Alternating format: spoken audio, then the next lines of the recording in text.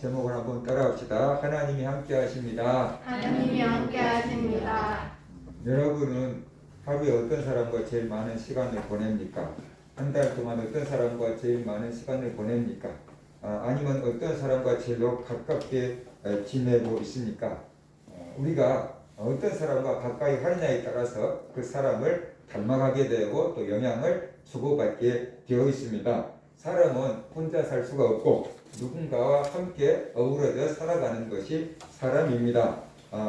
누가 우리와 함께 하느냐, 우리가 누구와 함께 하느냐에 따라서 우리의 삶이 달라지고 방향이 달라지고 질도 달라지게 되어 있습니다. 운동을 좋아하는 사람과 가까이 하다 보면 나도 운동을 하게 돼 있고, 술을 좋아하는 사람과 함께 하다 보면 나도 술을 마시게 되어 있는 경우가 많습니다. 그만큼 우리가 함께하는 사람에게 영향을 주기도 하고 영향을 받기도 한다라는 것이에요.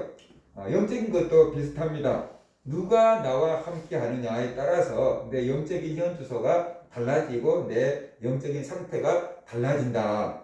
하나님을 가까이 한 사람을 우리가 늘 함께 하다 보면 나도 믿음을 갖게 될 가능성이 많지만, 미신을 가까이 한 사람들과 함께 하다 보면 어디 용한 점쟁이 있어 그러다가 보면 또 솔깃해서 한번 가서 보게 되고 우리 영혼이 그렇게 미신을 따라가게 될 가능성도 많이 있는 거지요.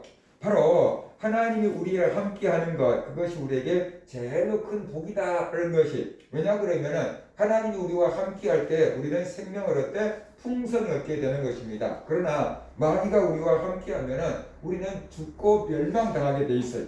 요한복음에서 예수님은 그렇게 말씀합니다. 도둑이 오는 것은 도둑질하고 죽이고 멸망시키려는 것뿐이요, 인자 예수님이 온 것은 양으로 생명을 얻게 하고 더 풍성히 얻게 하려는 것이다 라고 이렇게 말씀을 하고 있습니다.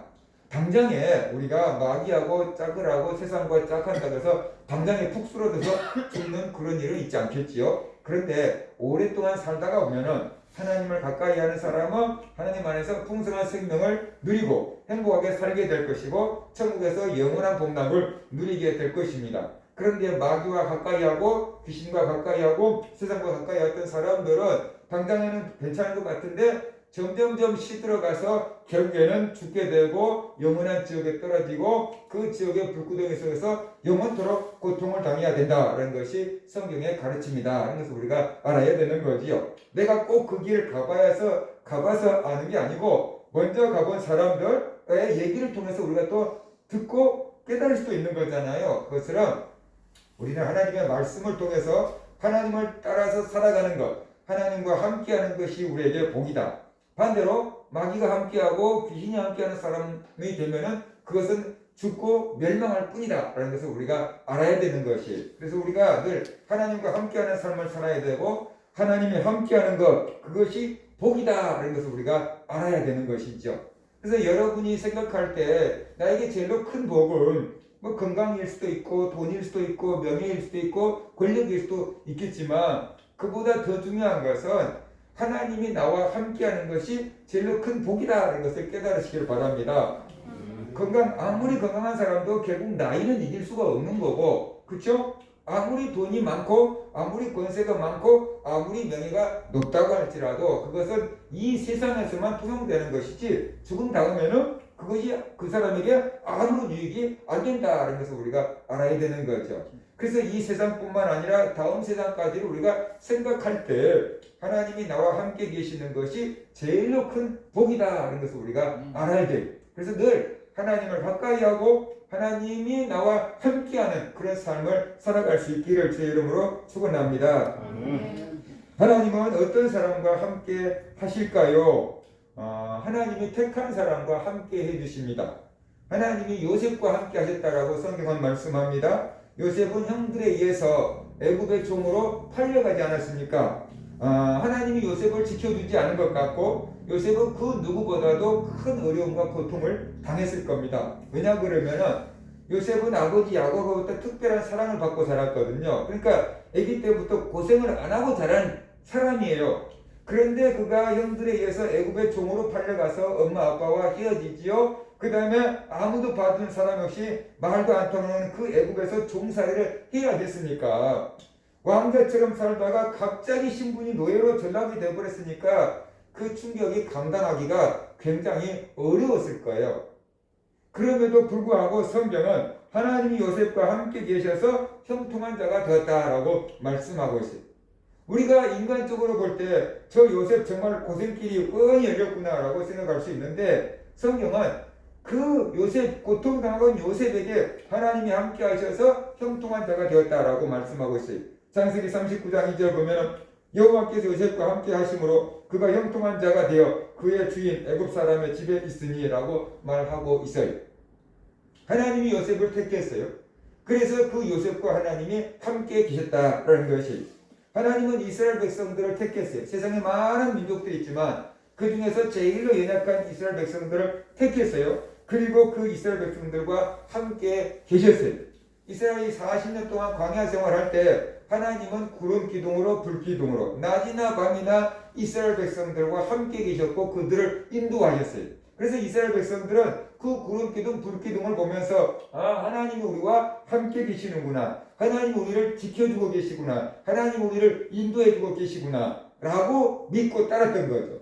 하나님의 형상이 보였던 건 아닌데 하나님의 임재를 상징하는 구름 기둥 불 기둥을 통해서 이스라엘 백성들은 하나님이 지금 우리와 함께 계신다, 하나님이 우리를 지켜주신다, 구름 기둥이 움직이는 것을 보면 하나님이 우리를 인도해 주신다, 따라가자, 그렇게 따라서 광야에서 40년 동안 길을 잃지 않고 살 수가 있었던 거다 라는 것을 우리가 알아야 되는 거죠. 이처럼 하나님은 그가 택한 사람들, 택한 백성들과 함께 계신다는 것을 우리가 알아야 돼요. 그 다음에 두 번째로 하나님은 하나님의 일꾼들과 함께 계십니다. 하나님은 모세와 함께 하겠다고 약속했어요. 하나님이 모세에게 애굽에 가서 종살이 하고 있는 내 백성을 구원하라 라고 하면서 사명을 주시잖아요. 그러면서 하나님이 모세에게 이렇게 말씀하셨어요. 하나님이 이르시되 내가 반드시 너와 함께 있으리라. 네가 그 백성을 애굽에서 인도하여 낸 후에 너희가 이 산에서 하나님을 섬기리니 이것이 내가 너를 보낸 증거니라 하셨어요. 애굽의 바로 왕은 어마어마한 군사들을 데리고 있잖아요. 그런데 모세 혼자 가서 바로 왕을 만나서 이스라엘 백성들을 애굽에서 구원하라, 해방시키라 라고 말씀하신 거예요. 그러니까 인간적으로 보면은 그 애굽의 어마어마한, 요즘 말로 한다면 미국 대통령에게 일개 시민이 가가지고 그 문제를 해결하고 오라는 거잖아요. 그러니까 이 모세가 생각할 때 이거 말도 안 되는 일이었어요. 도저히 바로 왕을 만날 수 있을지 없을지도 모르는 상황이죠. 그런데 하나님은 말씀하셨잖아요. 내가 반드시 너와 함께 하겠다. 애굽의 그 어떤 무기보다도, 애굽의 그 어떤 많은 군사보다도 하나님이 함께 하시면은 그것이 더 이익이다 라고 지금 말씀하신 거죠. 내가 너와 함께 하겠다 라고 말씀을 하신 거예요. 하나님은 여호수아와도 함께 하겠다고 하셨어요. 모세가 죽고 여호수아가 이스라엘의 후계자로 세워지지요. 그때 여호수아 입장에서는 내가 이 일을 감당할 수 있을까? 모세 스승님도 힘들었던 그 일을 내가 감당할 수 있을까? 모세가 이스라엘 백성들을 그 애굽에서 구원했지만 가나안 땅까지 인도하지 못했는데 이제 내가 이 백성을 데리고 가나안 땅까지 들어갈 수 있을까? 아마 심히 걱정되고 두려웠을 거예요. 그런데 하나님께서 여호수아에게 이렇게 말씀하셔요. 내가 네게 명령한 것이 아니냐? 강하고 담대하라. 두려워하지 말며 놀라지 말라. 네가 어디로 가든지 네 하나님 여호와가 너와 함께 하느니라 라고 말씀을 하셨어요. 하나님이 함께 하신대요. 그러니까 두려워하지 말래요. 강하고 담대하래요. 네가 어디로 가든지 내가 너와 함께하고 너에게 맡긴 일을 감당하게 하리라 라고 말씀을 하셨어요. 그래서 이처럼 하나님은 그가 택한 사람들과 함께 해주셔요. 그리고 하나님의 일꾼들과 함께 해주신다는 것을 우리가 알아야 되는 거죠. 그러면 하나님이 왜 함께 해주시느냐라는 거죠. 하나님이 왜 우리와 함께 해주시느냐? 사랑하기 때문이다 라는 것이에요.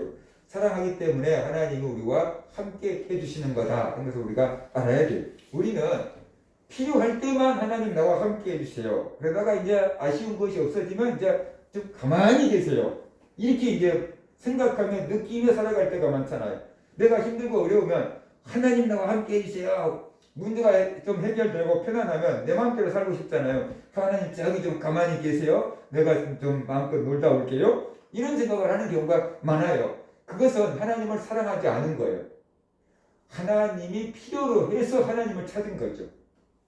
예를 들어서 내가 로또에 당첨이 돼가지고 벼락부자가 되니까 사람들이 나를 좋아해. 가까이 지내자, 친하게 지내자. 그래. 그것은 진짜 나를 좋아한 걸까요? 나에게 있는 돈이 좋은 거겠죠. 그렇죠? 그래서 내가 이제 돈을 다 써버리고 돈이 없으면 어떻게 돼요? 그 사람들은 나를 떠나갈 사람들인 거잖아요. 우리가 하나님을 그렇게 대우할 때가 많더라. 내가 필요할 때는 하나님의 도움을 구했다가 어려운 문제가 지나가고 나면 하나님 이제 가만히 계세요. 내가 또 필요할 때 찾아올게요. 이렇게 하는 경우가 많은데 그것은 참 사랑이 아니다. 진짜 사랑은 힘들 때, 어려울 때 함께 한 그것이 진짜 사랑이다. 힘들어도 어려워도 정말로 잘못을 저질렀어도 버리지 않고 함께 견뎌내고 버텨준 사람, 그 사람이 진짜 우리를 사랑하는 사람이다. 그래서 우리가 알아야 되는 거지요. 그래서 하나님이 우리와 함께 하신다는 것은 그만큼 하나님이 우리를 사랑하신다라는 뜻이에요. 함께 해주는 것이 사랑의 표예요. 사랑하기 때문에 함께 하는 것이, 사랑하지 않는 사람과 가까이 있으면 어떻게 돼요? 굉장히 부담. 그죠? 사랑하지 않는 사람들과 함께 있다가 하면 어떻게 돼요? 굉장히 어색하고 서먹서먹하고 부담스러워요. 근데 사랑하는 사람과 함께 있으면 어떻게 돼요? 시간이 금방 가버리는 것 같잖아요? 그런 거예요. 게리 체프만 박사가 사람들이 사용하는 5가지 언어를 발견했어요. 그건 이런 뜻이에요. 분명히 나는 저 사람에게 사랑한다는 것을 했는데 저 사람은 그것을 사랑으로 받지 않는 경우가 많더라는 거예요. 부모들은 자식을 사랑하고 정말 모든 애정과 사랑을 쏟아 부었는데 자식들은 부모에게 언제 나를 사랑했어요? 이러는 경우들이 있더라는 거죠. 그러니까 부모 입장에서는 어떻게 돼요? 정말 애가 이게 참 그렇잖아요. 그래서 도대체 왜 그런 문제가 생기는가 연구했어요. 사람들은 어떨 때 저 사람이 나를 사랑한다고 느끼는가? 우리 자식들은 어떨 때 엄마 아빠가 나를 사랑한다고 느끼는가? 부모들은 자식들이 어떻게 해줄 때 자식이 부모를 사랑한다고 느끼는가? 그것을 다 연구를 해가지고 5가지. 사람들이 이럴 때 저 사람이 나를 사랑한다고 느끼는구나 한 것 5가지를 발견했는데 그 첫 번째가 육체적인 접촉이에요. 안아주고, 예를 들어서 어린아이 때 우리가 우리 자녀들을 안아주고 머리를 쓰다듬어주고 어깨를 토닥토닥 해서 이렇게 해주는 것, 이 피부적인 접촉, 이것을 통해서 사랑을 느낀다는 거죠. 예를 들어서 여러분이 집에서 애완동물들을 기르잖아요. 강아지도 기르고 앵무새도 기르고 고양이도 기르고 그러잖아요. 근데 쓰다듬어주면은 좋아 그러잖아요. 그죠? 그처럼 사람도 어린아이들 부모들이 안아주고, 그죠? 쓰다듬어주고, 따독따독 칭찬해주고, 울 때 달래주고, 그것을 통해서 애들은 엄마 아빠가 나를 사랑한다 라고 이렇게 느낀다 그러는 거예요. 그것이 사랑의 언어예요. 그럴 때 내가 널 사랑해 라고 말하지 않아도 울고 있는 애가 갖고 아이고 무서웠어 그러면서 이렇게 할머니들이 이렇게 도닥도닥 해주면은 애가 할머니가 날 사랑하는구나 하고 느낀다는 거예요. 이게 그게 사랑의 언어. 그 다음에 2번째는 인정해주는 말. 작은 거 발표를 했을지라도 하고 잘했다 하고 칭찬해주고 대단한데 많이 발전했는데 그리고 칭찬을 해주고 인정을 해줄 때 저 사람이 나를 사랑하는구나 라고 느낀다라는 거예요. 그 작은 것들을 통해서 우리가 칭찬해야 되는데 우리는 꼭 1등을 해야지만 칭찬을 한다고 생각하는 건데 그렇지 않고 작은 뭔가를 했을 때 심부름을 잘했을 때도 어떻게 해요? 아이고 심부름 잘 갔다 오네 이게 칭찬을 해주는 거죠. 그것이 사랑의 말로 받아들이고 그 다음에 3번째는 함께하는 시간이라고 했어요. 그 사람과 함께하고 좋은 추억을 만들어주는 것. 그것을 통해서 사랑을 느낀다는 거죠. 부모와 자녀가 같이 여름에 피서라도 갔다 오고 자녀를 위해서 그 시간을 투자하고 그럴 때 자녀들은 엄마 아빠가 나를 사랑하는구나 바쁜지만 나를 위해서 이렇게 시간을 또 내주는구나 그러면서 부모의 사랑을 느낀다라는 거예요. 그러니까 요즘 부모들이 맞벌이로 너무 바쁘잖아요. 애들이 아침에 밥 먹고 학교 나가면 그 점심은 학교에서 먹고 그 다음에 저녁은 대충 그냥 편의점에서 삼각김밥으로 때우고 밤늦게까지 학원에 갔다가 11시경에 집에 들어오면은 숙제하고 자. 그럼 또 숙제하고 자고 아침에 일어나면 또 그렇게 부모하고 함께 있을 시간, 가족들과 함께 있을 시간이 많지가 않다는 거죠. 그래서 그 사랑을 말로는 사랑하고 가족이니까 사랑하지만 느끼지를 못하는 경우가 많다는 것입니다. 그 다음에 네 번째는 선물이랄지, 뭐 생일이랄지 작은 선물이라도 하나 줄 때 이게 사람들이 저 사람이 나를 사랑하는구나 라고 느낀다는 거예요. 그 다음에 다섯 번째 봉사해 줄 때, 그 사람을 위해서 뭔가 희생을 해줄 때, 부모가 나를 먹이고 가르치고 결혼시키고 그러기 위해서 헌신하고 희생하는 모습을 볼 때 부모님이 나를 사랑하시는구나 라는 것을 느끼게 된다는 것이에요. 그래서 하나님이 우리와 함께 해주신다는 것은 함께하는 시간이잖아요. 늘 우리와 함께 시간을 갖는 거잖아요. 그것이 사랑의 언어 세 번째 해당하는 것이다라는 것이, 하나님은 우리를 사랑하십니다. 그래서 늘 우리와 함께 하신다는 거예요. 우리와 떨어지지 않고 늘 함께 하고 싶은 것이 하나님의 마음. 그만큼 하나님은 우리를 사랑한다는 거예요. 근데 우리는 필요할 때만 함께 해주세요. 내가 어려움 당할 때만 함께 해주세요. 나머지 때는 가만히 내버려 두세요. 라고 있으니까 진정으로 하나님 우리를 사랑하는 것만큼 우리가 하나님을 사랑하는 건 아니다 라는 것이 있죠. 그래서 하나님 우리와 함께 계신다는 것은 하나님이 그만큼 나를 사랑하신다는 표구나 증거구나 라는 것을 우리가 알고 하나님의 사랑을 깨달아야 된다는 것입니다. 그 다음에 하나님이 맡기신 일을 감당하도록 지켜주고 능력을 주기 위해서 하나님이 함께 해주시는 겁니다.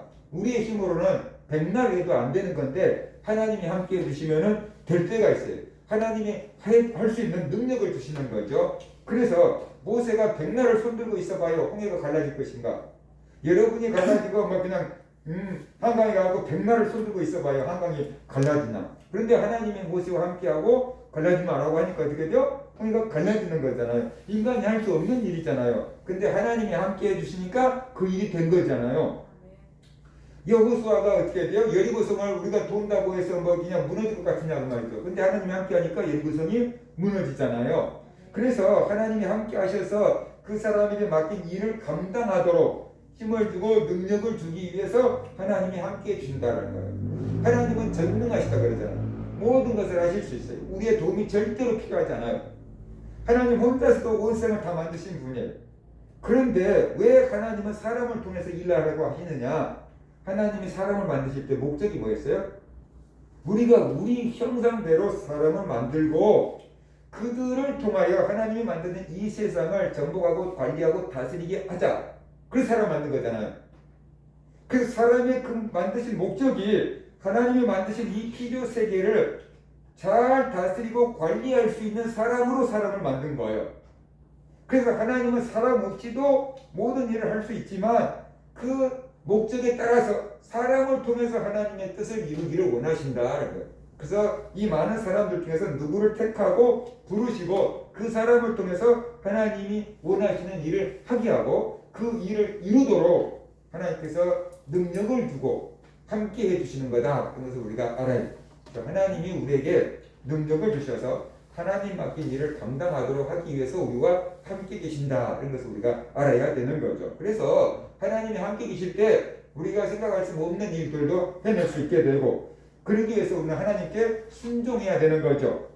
내가 할 수 있는 일만, 경제적으로 환경적으로 가능한 일만 우리는 시도하는 경우들이 많죠. 그런데 하나님이 하라고 하시면은 경제적으로 환경적으로 전혀 가능하지 않지만 그거 순종하는 것, 그것이 믿음이고 그 믿음을 통해서 하나님이 일하신다라는 거죠. 일하신다. 김희진 간사인가? 그분 그 유튜브를 봤어요. 그랬더니 어느 날 하나님이 자기 마음에 내가 대한민국 중심에서 예배 받기 원한다 그러시더라는 거예요. 그 대한민국 중심이 어딘데요? 그랬더니 서울이라 그러대. 그럼 서울시의 중심이 뭘까? 대한민국 중심이 뭘까? 그랬더니 하나님이 이게 서울시청이라 그랬대요. 서울시청에서 예배를 드릴 수 있을까? 그래가지고 모든 간사들을 다 모아놓고 하나님이 이렇게 원하신다라고 얘기했고 대한민국의 중심이 어딜까 물어봤대요. 다 사람들이 딴 데 얘기하더래요. 그래서 자기가 하나님 서울시청이라고 얘기한 사람에게 이 책임자를 맡기겠습니다. 그랬는데 간사도 아닌 이제 훈련받고 있는 어떤 사람, 간사들 다 모아놨는데 서울시청이라고 얘기한 사람들이 하나도 없더래요. 다 딴 데 얘기하더래요. 지나가다가 어떤 사람 만나가지고 대한민국의 중심이 어디죠? 그랬더니 그 훈련받고 있는 학생이 서울시청이죠? 그러더래요. 그래서 저 사람이 진짜 책임자 같다. 그 사람을 불러서 이제 네가 서울시청을 뚫어라. 서울시청에서 예배하도록 가서 뚫어라. 그러니까 이 사람이 기도하고 이제 하나님의 뜻인 줄 알고 서울시청에 가서 뚫어서 우리가 몇천 명이 모여서 예배하겠다고 그 허가를 내주라고 했는데 안 된 거죠. 2번, 3번 찾아가도 다 거절당한 거죠. 그러니까 이 사람이 낙심이 돼가지고 와서 하나님 음성 잘못 들은 것 같아요. 도저히 거기는 안 될 것 같아요. 그러더라는 거예요. 주저앉으라는 거예요. 그래서 하나님이 하시면 하는 거지. 다시 가봐. 그리고 또 용기를 줘서 또 보냈는데 하나님께서 놀라운 일을 행하셔서 어떻게 하셨냐면 그 안 된다고 거절한 사람이 출장을 하고 딴 사람이 그 자리에 잠깐 와 있는 동안에 이 사람이 들어가서 허가를 받아버렸대. 그래서 그 시청 광장을 쓸 수 있도록 허가를 받았고 그걸 하나 받고 나니까 이제 믿음이 생기고 용기가 생기는데 야 하나님을 예배하려면 하나님을 찬양해야 되지 않냐. 그래가지고 육군 사관학교 관학대가 와가지고 앞에서 찬양을 인도하면 얼마나 좋을까 그런 생각이 들더래요. 그 다음에 또 우리가 서울 시내를 5km인가를 행진을 했다고 하는데 저 끝에 가갖고는 또 수도방위 사령부 거기에 군악대가 와갖고 또 그게 찬양을 해주면 얼마나 좋을까. 그 말도 안 돼 있어. 민간인 돈 주고 살 수 있는 민간인도 아니고 그 군악대들이잖아요 이게. 근데 결국 그게 뚫리더라는 거예요. 하나님 은혜로. 그래가지고 육군사관학교 군악대가 와서 해줬고 서울수도방위 사령부 군악대가 와서 했는데 5천 명인가 서울시청 광장에 모여서 하나님을 예배하고 몇 킬로를 행진을 했다고 그러더라고요. 그게 있을 수 있는 일이잖아요. 그렇죠? 근데 하나님이 하시니까 그 일이 되더라. 그 얘기를 하는 거죠. 그래서 인간이 할 수 없는 일을 하나님은 누군가를 택해서 하고 순종하는 사람을 택해서 하고 그것을 이루는데 그것이 자기 힘이 아닌 하나님의 은혜다 이런 것을 깨우쳐 주는 거죠. 그래서 불가능한 것을 가능케 하기 위해서 하나님이 그 사람들과 함께 해주시는 거다 이런 것을 우리가 알아야 되는 거죠. 그러면 어떤 방법으로 하나님이 우리와 함께 해주시는가. 구약시대에는 하나님의 영이 함께 했어요.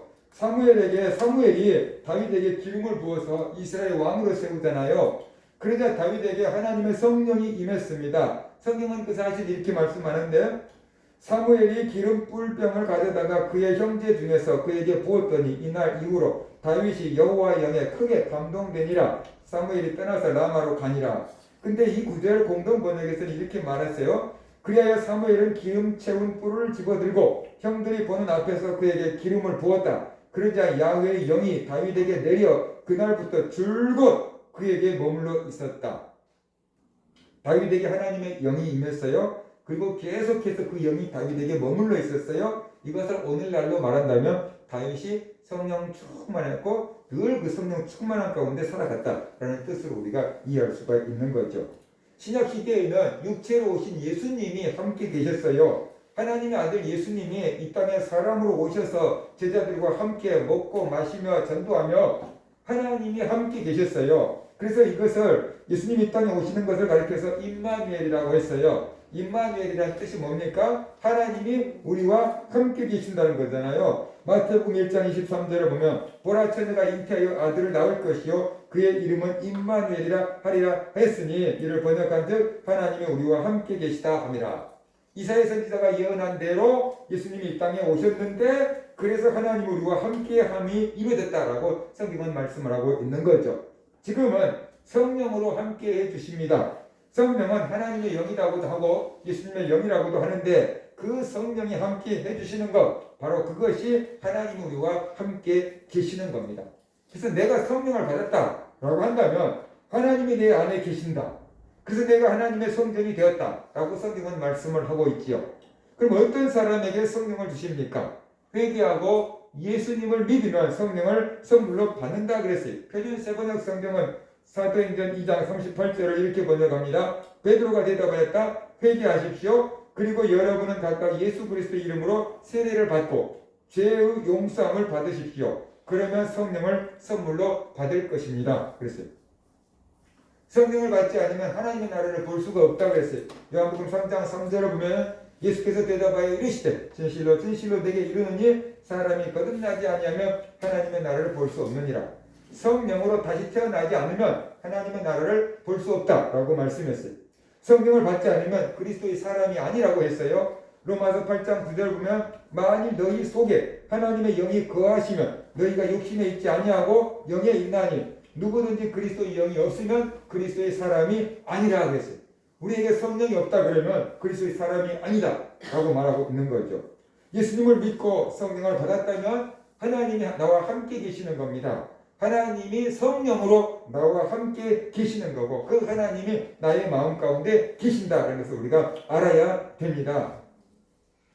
그래서 하나님이 나와 함께 계신다는 증거가 뭘까? 하나님이 정말로 나와 함께 계실까? 하나님이 나와 함께 계신다는 증거가 뭘까? 그거예요. 내가 성령을 받았다는 증거가 뭘까? 그거하고 똑같은 거예요. 그럼 내가 성령 받았다는 증거가 성경적으로 뭐냐? 예수를 구주로 믿고 시인하느냐라는 것이 고린도전서 12장 3절 보면 그러므로 내가 너에게 말하노니 하나님의 영으로 말하는 자는 누구든지 예수를 저주할 자라 하지 아니하고 또 성령으로 아니하고는 누구든지 예수를 주시라 할 수 없느니라. 성령을 받지 않으면 예수님을 진짜 증인이라고 믿고 고백할 수가 없다는 거예요. 그냥 뭐 장난삼아 할 수 있겠지만 진정으로 그렇게 고백할 수는 없다는 것이에요. 그래서 내가 예수 그리스도를 나의 구주로 믿고 고백할 수 있다 한다면 내가 성령을 받은 사람이구나, 하나님이 나와 함께 계시구나 라는 것을 믿을 수 있다는 것입니다. 그 다음에 성령의 은사가 나타나지요. 고린도전서 12장에 보면 성령의 은사를 9가지로 말하고 있는데 지혜의 말씀, 지식의 말씀, 믿음, 병 고치는 은사, 능력 행함, 예언함, 영들 분별함, 방언 말함, 방언 통역함. 이런 성령의 은사가 우리에게 나타나면 내가 성령을 받은 사람이구나, 하나님이 나와 함께 계시구나 라는 것을 우리가 알 수 있겠죠. 사람들이 방언의 은사를 딱 받을 때 어떻게 하죠? 하나님이 정말로 계시구나, 하나님이 나와 함께 계시구나, 하나님이 나를 사랑하시구나 하는 것을 깨닫게 되는 경우들이 굉장히 많다는 것이. 그 다음에 예수를 믿고 성령의 열매가 나타나느냐라는 것이 갈라디아서 5장을 보면 성령의 열매를 사랑과 희락과 화평과 오래 참음과 자비와 양선과 충성과 온유와 절제라고 이렇게 말씀을 하고 있습니다. 이런 성령의 열매가 나타나는가? 예수 믿고 은혜 받으면 제일 먼저 나타나는 것 중에 하나가 마음의 평안이 임하게 되는 거고 기쁨이 임하게 되는 거죠. 바로 이런 것들을 통해서 내 안에 성령의 열매가 있는가? 그렇다고 하면 하나님이 나와 함께 계시구나 라는 것을 우리가 알아야 되는 것이죠. 하나님이 나와 함께 계신다는 것을 아는 것과 모르는 것은 차이가 있습니다. 하나님이 나와 함께 계신다는 것을 알면은 우리가 담대해집니다. 자신감을 갖게 되고 용기를 얻게 됩니다. 그런데 하나님이 나와 함께 계신다는 것을 모르면은 모든 것을 내 힘으로 해야 되고 어떤 현실적인 문제를 뛰어넘을 수가 없어요. 그래서 두렵게 되고 어려움을 만나면은 무너지게 되는 겁니다. 오늘 본문을 보면은 다윗은 아주 위급할 때 하나님이 자기와 함께 계신다는 것을 믿고 힘을 냈다라고 말하고 있어요. 사울이 다윗을 죽이려고 혈안에 대해서 쫓아다니잖아요. 그래서 다윗은 결국 사울을 피해서 블레셋으로 망명을 갑니다. 그래서 블레셋 왕 아기스 왕에게 가서 망명에 가서 시글락이라는 땅을 하나 이거 허락받아서 거기에서 다윗을 따르는 신하들과 함께 다윗이 기거하며 살게 됐고 그곳으로 피난을 가버리니까 사울이 더 이상 다윗 쫓기를 그치게 된 거죠. 그런데 이제 블레셋 사람들이 다 여기저기 있는 사람들을 모아가지고 이스라엘을 침략한다는 거예요. 그래서 아기스 왕도 함께 이스라엘을 침략하는데 다윗에게 너도 함께 가자 그랬어요. 그래서 다윗이 그 블레셋 아기스 왕을 도와서 이스라엘을 침략하러 군사들을 데리고 지금 전쟁에 참전을 한 거예요. 그런데 블레셋 장수들이 딱 다윗을 보니까 이스라엘 유명한 장수 다윗 아니에요. 사울이 죽인 자는 천천히요 다윗이 죽인 자는 만만이라고 했던 그 유명한 다윗이 아기스 왕과 함께 전쟁을 하겠다고 온 거예요. 아기스 왕은 다윗이 신실하다는 것을 믿었어요. 자기 편이라는 걸 믿었어요.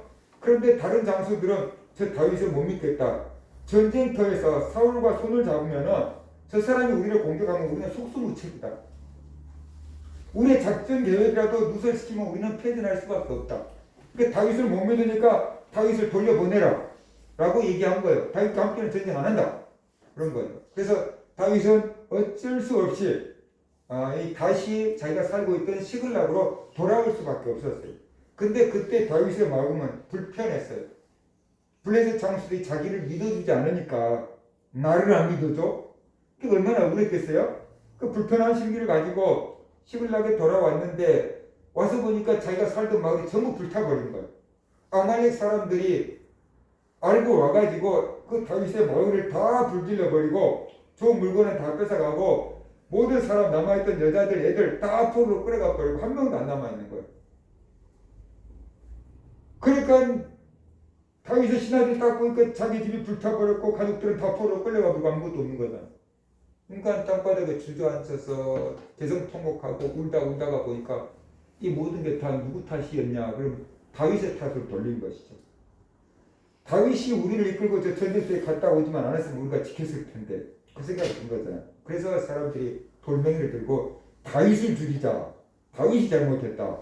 그 모든 책임을 다윗에게 돌리고 그 다윗을 따랐던 신하들이 충성스러운 신하들이 가족들을 잃고 나니까 이성을 잃어버렸어요. 그래서 돌멩이를 들고 다윗을 치려고 그러는데 누군가가 한 사람을 던지기 시작하면 그 다음부터 막 따라서 던지는 거잖아요. 다윗이 얼마나 위급했겠습니까? 다윗이 얼마나 다급했겠습니까?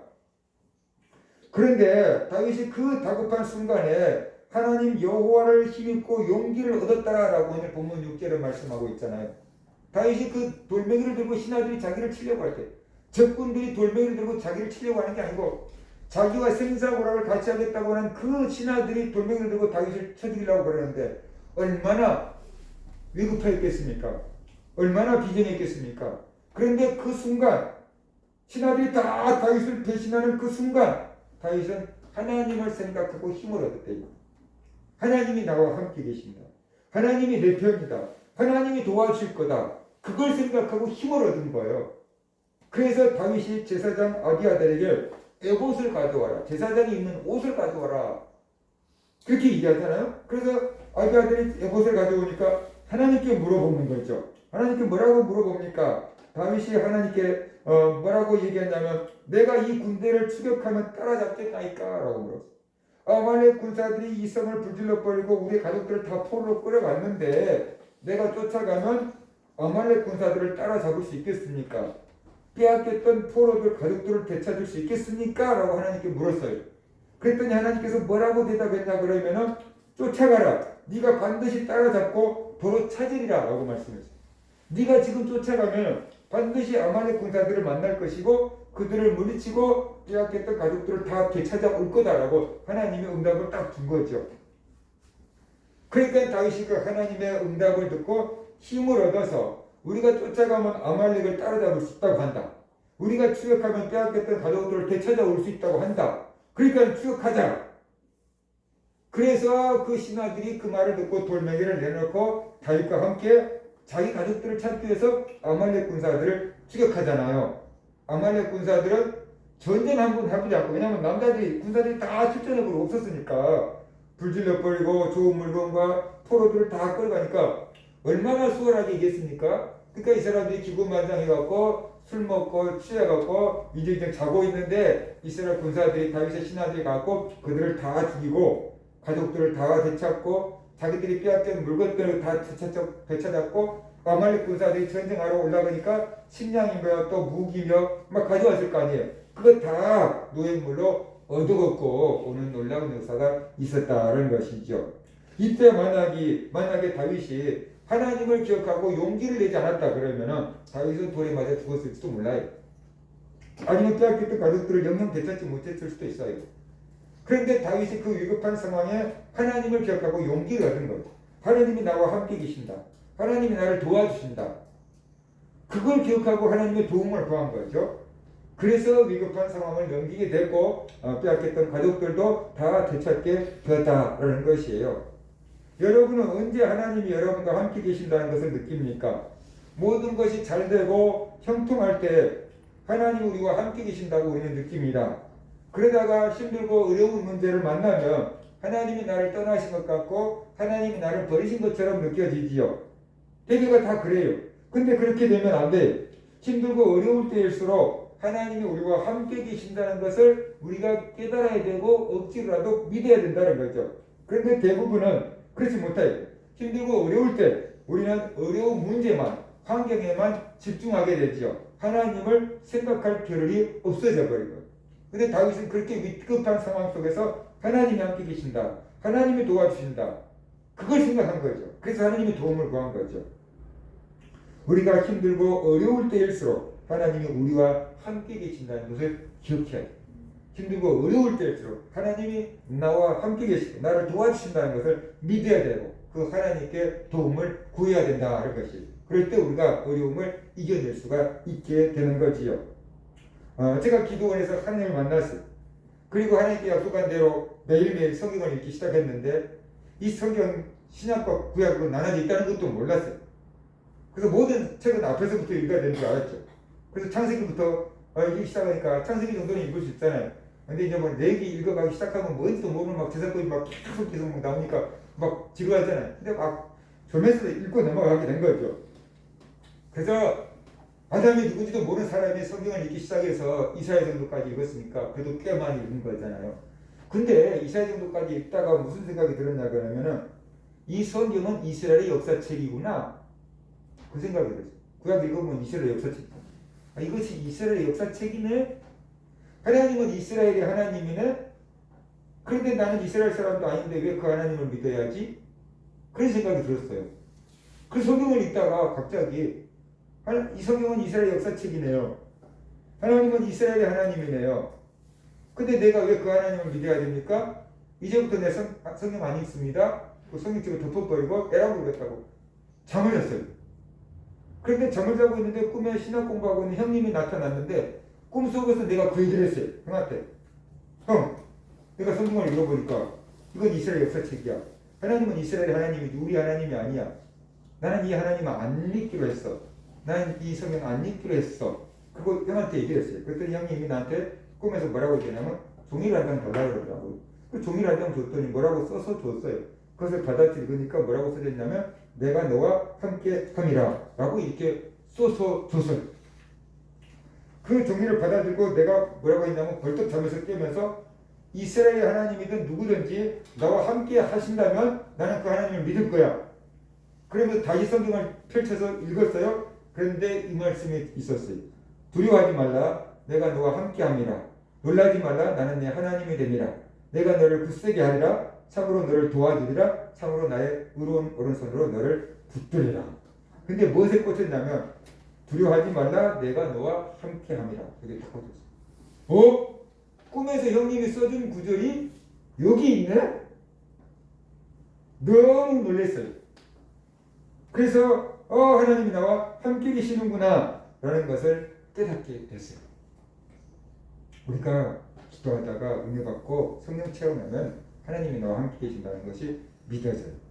저는 언제 하나님이 함께 계신다는 것이 믿어지냐면 설교할 때 하나님이 함께 계신다는 게 믿어질 때가 많아요. 근데 내가 책을 보고 기도하고 연구하고 그랬는데 보이지 않았던 것인데 설교하려고 일어서서 본문 읽으면은 막 깨달아질 때가 막 있어요. 주석책을 보고 기도하고 뭐 발버둥 쳐도 보이지도 않고 깨달아지지도 않았던 것이 설교하려고 딱 일어나서 읽으면은 막 깨달아질 때가 있어요. 세상이 어떻게 이렇게 그럴 때가 있어요. 내가 하는 게 아니구나. 하나님이 쓰시는구나. 하나님이 나와 함께 계시는구나 라는 것을 느낄 때가 많이 있어요. 우리가 하나님의 일을 하다가 보면은 내 힘으로 할 수 있는 일만 할 때는 하나님 나와 함께 계신다는 걸 못 느끼는데 내 힘으로 할 수 없는 일을 하다가 보면은 하나님이 하셨구나 라는 것을 깨닫게 되는 경우가 많이 있다는 것이. 하나님은 가끔씩 이렇게 하나님이 우리와 함께 계신다는 것을 깨닫게 해주기도 하셔요. 그런데 항상 우리가 이렇게 하나님이 나와 함께 계신다는 것을 깨달을 수 있는 것은 아니에요. 그럼 어떻게 하나님이 우리와 함께 계신다는 것을 믿어야 되느냐? 하나님의 약속을 믿어야 되는 거예요. 하나님의 약속을. 하나님이 함께 하시는 것이 눈에 보이지 않지요? 귀로 들리지 않지요? 그러니까 우리는 믿는 겁니다. 마태복음 28장 20절에 보면 내가 너희에게 분부한 것을 모든 사람에게 가르쳐 지키게 하라. 볼지어다 내가 세상 끝날까지 너희와 항상 함께 있으리라 라고 말씀하셨어요. 요한복음 14장 16절에 보면 내가 아버지께 구하겠으니 그가 또 다른 보혜사를 너희에게 주사 영원토록 너희와 함께 있게 하리니 라고 말씀했어요. 그러니까 감정을 믿으려고 하지 말고 하나님의 약속을 믿는 것, 그것이 건강한 믿음이다. 왜? 내 감정은 좋을 때도 있고 안 좋을 때도 있잖아요. 그런데 하나님의 약속은 천지는 없어져도 하나님의 약속은 1.1도 변함이 없다고 그랬잖아요. 그러니까 우리가 변함이 없는 하나님의 그 말씀을 믿어야 되는 것입니다. 고상선 목사님은 국민일보 계좌시라는 칼럼을 통해서 이렇게 말했어요. 하나님이 멀게 느껴질 때도 하나님은 늘 우리와 함께 하십니다. 많은 사람이 일이 잘 되고 성공할 때는 하나님이 함께 계신다고 고백하지만 일이 잘 풀리지 않거나 어려움이 닥치면 하나님이 멀리 떠나 있는 것처럼 느껴집니다. 닉 워렌 목사는 목적이 이끄는 삶에서 하나님이 우리와 함께 있다는 것은 사실이지만 우리가 느끼는 것은 단지 감정일 뿐인데 믿음이란 감정이 아니라 사실을 따르는 것이라고 말했습니다. 결국 우리의 믿음이 성장하는 길 중 하나는 하나님이 멀게 느껴질 때도 하나님께 나아가는 것입니다. 그랬어요. 이렇게 한번 생각을 해봤어요. 예수도 안 믿어요. 성령도 안 받았어요. 그런데 그 사람이 하나님 나와 함께 계신다. 하나님 나와 함께 계신다. 막 이렇게 의식화를 통해서 하나님 나와 함께 계신다. 그러면 어떻게 될까요? 하나님이 나와 함께 계시지도 않는데 하나님이 나와 함께 계신다고 막 자꾸만 막 믿어. 그럼 어떻게 될까요? 그래도 안 믿는 것보다 나은 것 같아요. 뭔가 세상적으로 말하면 긍정적인 생각이라도 할 수 있을 거 아니에요.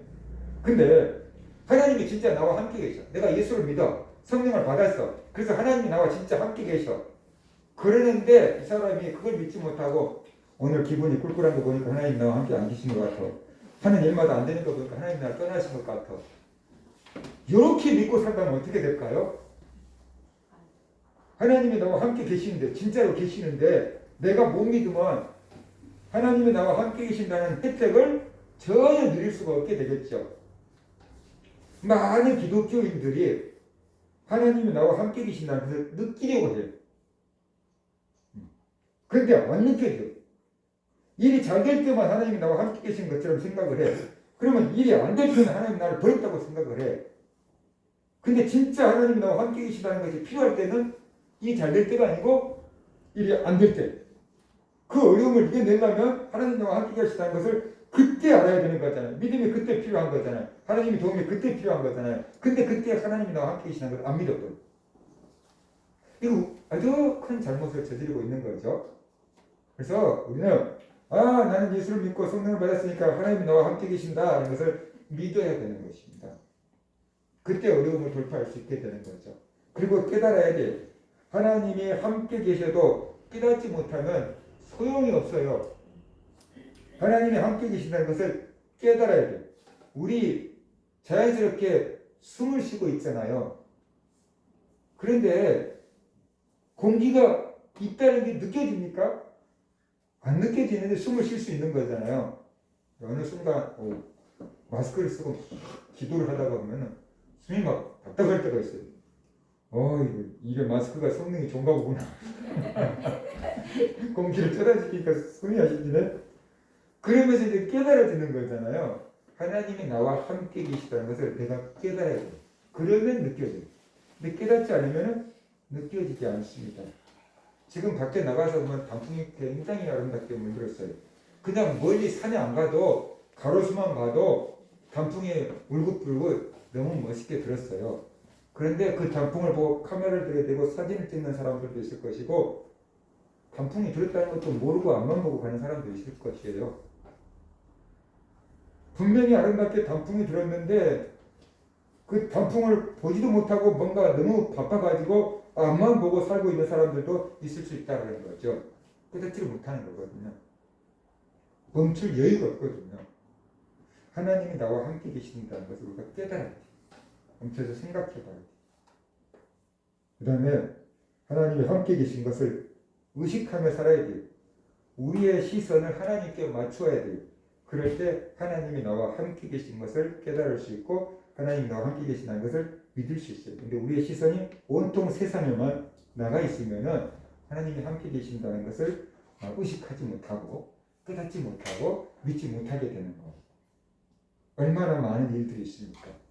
근데 그 일들에게 우리가 시간과 시선과 마음을 다 빼앗겨 버리면 하나님을 생각할 수 없어요. 하나님을 생각할 수가 없어요. 그러면은 그 하나님이 함께 계신다는 걸 누리지 못해요. 그래서 우리가 바쁜 일상 가운데에서도 하루에 한 번이라도 하늘을 보자 그렇게 말하는 사람이 있는 것처럼 하나님이 나와 함께 계신다는 것을 의식해야 돼. 하나님께 우리의 시선을 맞춰야 돼.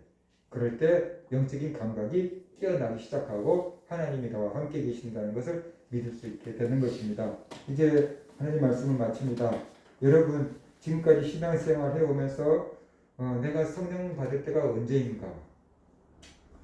하나님이 나와 함께 계신다는 증거가 뭘까? 나는 언제 하나님이 나와 함께 계신다는 것을 느꼈을까?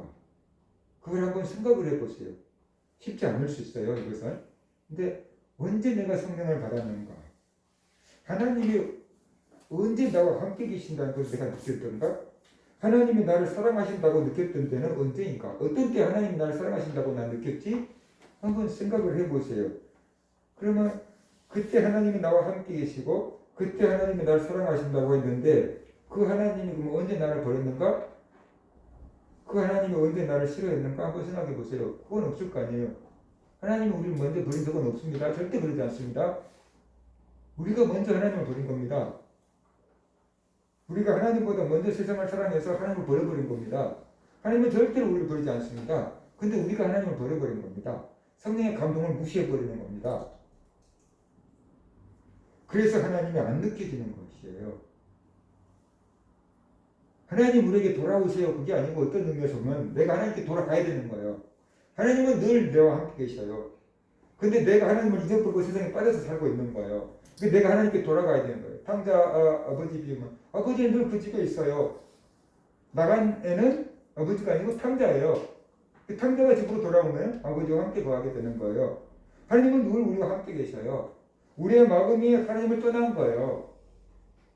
우리가 하나님께로 마음이 돌아와야 돼요. 그러면 하나님이 함께 계심을 느끼며 누리며 살아갈 수가 있는 거예요. 그래서 우리 모든 성도들 내가 성령 받았을 때가 언제일까? 은혜 받았을 때가 언제일까? 하나님이 나와 함께 계신다는 걸 느꼈을 때가 있었는가? 하나님이 나를 사랑하신다는 걸 언제 느꼈는가? 지금도 그걸 느끼고 있는가? 앞으로 하나님 나를 사랑하신다는 걸 느끼려면 어떻게 해야 될 것인가? 이런 것들을 우리가 좀 생각하고 나눌 수 있는 그런 시간을 가질 수 있으면 좋겠습니다. 그래서 여러분이 성령 받았을 때 그 은혜들 첫사랑을 한번 얘기를 해보시고 하나님이 여러분을 사랑하신다는 것을 언제 어떻게 깨달았는지 그런 것들을 한번 나눠보시고 그러면서 그 하나님께 시선이 맞춰지는 것입니다. 그것이 우리가 하나님께 돌아가는 방법입니다. 그것이 그래서 좋았을 때 은혜 받았을 때 하나님 함께 계시다는 것을 깨달았을 때 하나님이 여러분 사랑하신다는 것을 느꼈을 때 그때 얘기를 나누면서 그때로 여러분의 마음 상태가 돌아가고 첫사랑을 회복할 수 있는 그런 성도들 되시기를 주의 이름으로 축원합니다.